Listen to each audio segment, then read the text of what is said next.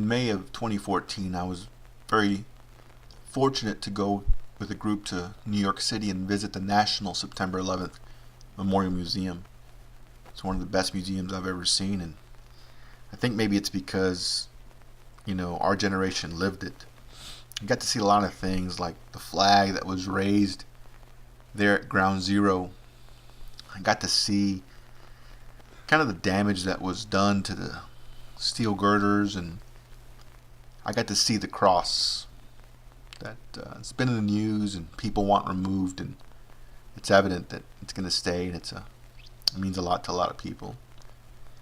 I saw some of the storefronts that looked like they were just removed and put there, and some of the items that had fallen out of the windows, a hat from a fireman who had been injured, a flag from the Pentagon, and even the clock that showed almost 9:37 when the plane struck it. They had parts of the planes there.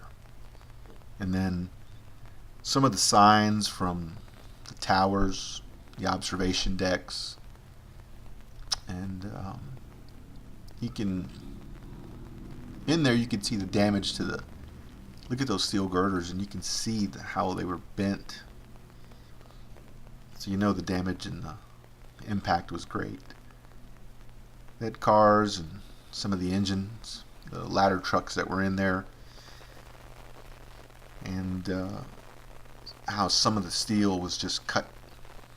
But what was really neat to see was the survivor stairs, where survivors were coming down and firefighters were going up. Some of the steel girders from the 95th, 96th, 97th floors, and one of the last pieces taken from Ground Zero was that steel beam. So if you get a chance, you have to go see that museum. We're able to see the Freedom Tower, and it was courtesy of the fire department there of New York, and we were taken across and put on a boat so we could see Manhattan and the Freedom Tower from a different perspective. And just looking at the pictures, you can see that the Freedom Tower stands so much more above the skyline of Manhattan than any other building. We were also very fortunate, thank you to Andy Arias from NYPD, who was part of our group and took us out to see the counterterrorism unit.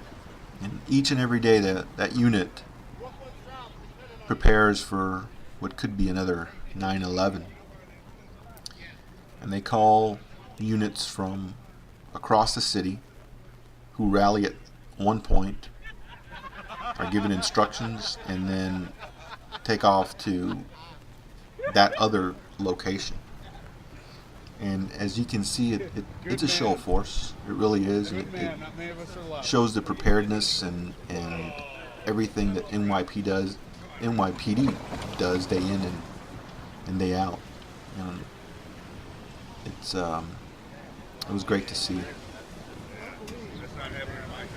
Great show of force, and as you can see here in just a second, that you'll see the line of units for just blocks and blocks.